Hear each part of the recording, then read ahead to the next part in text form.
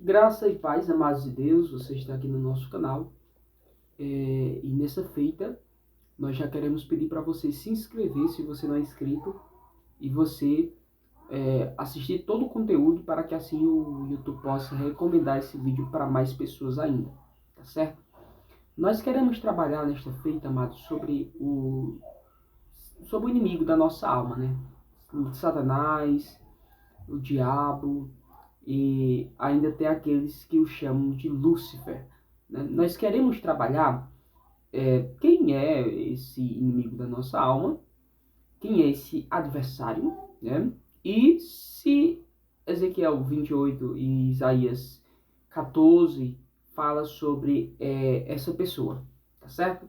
Então, para nós iniciarmos, nós vamos ver na palavra de Deus em Gênesis capítulo 1, 2 e 3, principalmente o final do capítulo 1, Deus dizendo que tudo que ele fez era tudo muito bom, né? Tod, Meod. Tudo que Deus fez era muito bom. Então parece que Deus, quando Deus fez os seres humanos, que Deus fez, no princípio criou Deus os céus e a terra, nessa parte criou Deus os céus, Deus criou não somente os céus, mas os anjos também, né? Anjos, querubins, serafins, arcanjo. Deus fez toda a questão angelical e as pessoas que, no caso, os que estariam adorando e servindo ao Senhor lá no céu. Da mesma forma, Deus cria aqui na terra um homem chamado Adão, uma mulher chamada Eva, e coloca no jardim. Então veja que Deus cria primeiro os componentes do céu, depois as pessoas que iriam compor aqui a terra. E nesse intervalo, em Gênesis capítulo 3, a Bíblia vai dizer que uma tal serpente chega e engana a Eva. Segundo João, em Apocalipse, essa antiga serpente seria o diabo Satanás, conforme nos diz a palavra de Deus, o evangelista João bem fala isso. Então, amados irmãos, de alguma forma nós entendemos que entre Gênesis capítulo 1, 2 e 3, há a queda desse ser, né, desse ser chamado diabo, Satanás. Pelo que a Bíblia nos conta, parece que ele foi criado originalmente bom, porque Deus não faria algo mal, né, originalmente mal, mas ele se corrompe. A palavra de Deus vai dizer, em 1 de Timóteo 3 e 6, que nós não poderíamos consagrar bispos, né, pastores neófitos, para não cair, né, na mesma soberba do diabo, né, que no caso parece então que o diabo caiu nesse pecado da soberba, né, do orgulho. A grande questão, amados irmãos, é que nós temos poucas informações na Bíblia Sagrada sobre esse ser, né, o diabo, Satanás. Nós temos poucas informações. No Antigo Testamento nós temos, em casos específicos, por exemplo, nós temos a presença dele em 1 de Crônicas, né? Samuel e 1 Crônicas, um diz que Deus incitou Davi, outro diz que Satanás incitou Davi. 1 de Crônicas vai dizer, Satanás incitou Davi a enumerar o povo de Deus. Então essa é a primeira aparição. Nós temos uma outra aparição no livro de Jó. A Bíblia vai dizer que quando os filhos de Deus estavam se reunindo, veio também o inimigo, né, o adversário, Hassatan, e se colocou também diante de Deus, e Deus dá autoridade àquele ser para tocar na vida de Jó, e nós sabemos bem o sofrimento dele.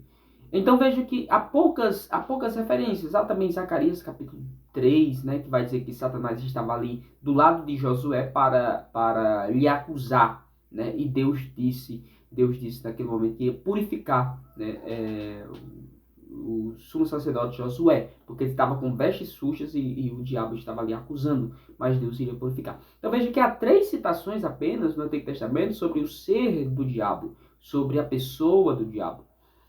E já no Novo Testamento nós temos algumas citações, como por exemplo Mateus 4, quando Jesus ele vai ao deserto, vai ser tentado pelo diabo e vence o diabo no deserto. O apóstolo Paulo, vez por outra, cita a pessoa do diabo, como eu citei, por exemplo, a questão de não cair no mesmo pecado de Satanás. 1 de Pedro vai falar de uma queda de demônios, né? Judas também vai falar também de uma queda. Mas, de fato, amados irmãos, são poucas referências e a Bíblia não nos deixa tão claro acerca da pessoa do diabo. Ezequiel capítulo 28 e Isaías capítulo de número 14 não falam da pessoa do diabo. Ali vai falar de uma pessoa, um ser, no caso o rei de Tiro e o rei da Babilônia. Então ali é muito específico. Se você ler não somente o capítulo 28, mas os outros capítulos de Ezequiel e os outros capítulos de Isaías, você vai ver que vai citar outros reis. Porque ali o foco é mostrar a questão dos outros reis, como esses reinos iam cair, como Babilônia iria governar sobre Jerusalém e como Deus daria um castigo à Babilônia.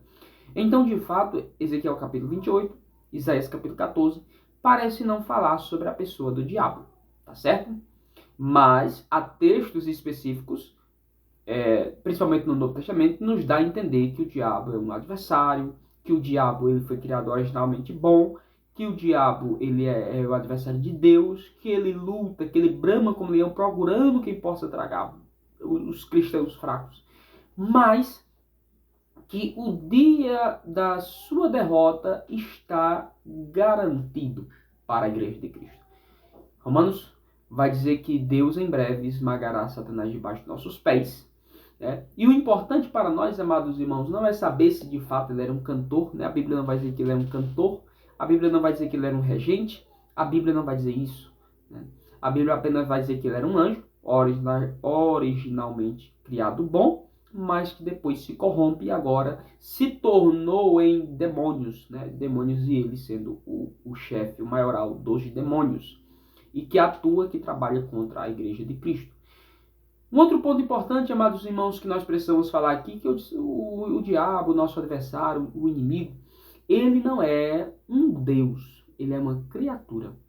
Então, ele não é adversário de Deus, ele não por exemplo, adversário no sentido da palavra, de dizer que ele está em pé de igualdade, que Deus luta com o diabo. Pelo contrário, amados irmãos, Deus já venceu o diabo na cruz, Deus já venceu o diabo na cruz, e o diabo é apenas uma criatura que está com seus dias contados, o dia da sua condenação contada, onde ele vai ser lançado no lago de fogo.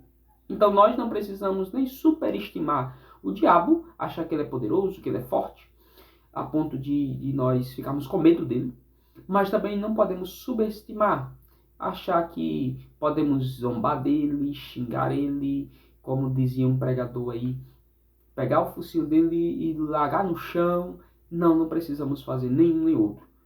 Apenas saber que a nossa vitória foi garantida na cruz do Calvário por Cristo Jesus, amados. E que o importante é estarmos juntos, unidos nessa batalha, né? Nessa batalha que já foi vencida. A batalha contra o inimigo já foi vencida na cruz. A grande batalha escatológica, como diz o pastor Leandro Lima, não acontecerá no futuro. Aconteceu na cruz do Calvário. Pois foi na cruz que Jesus pisou a cabeça da serpente, venceu a serpente, né? Venceu a serpente e garantiu a vitória para a sua igreja. Na sua vinda gloriosa, maravilhosa, ele apenas irá derrotar os seus inimigos com o sopro da sua boca. Vai lançar o diabo, o falso profeta, o anticristo, todos no lago de fogo, né? Conforme nos diz a sua palavra, e a sua vitória já está garantida, tá bom? Então, se surgiu alguma dúvida sobre o tema, deixa aí nos comentários aquilo que você ainda está com dúvida, para que a gente possa estar respondendo conforme os comentários forem surgindo. Deus abençoe. Se você não esquece, se inscreva no canal e curta esse vídeo, compartilhe para que mais pessoas possam ser abençoadas. Deus abençoe a todos. Graça e paz.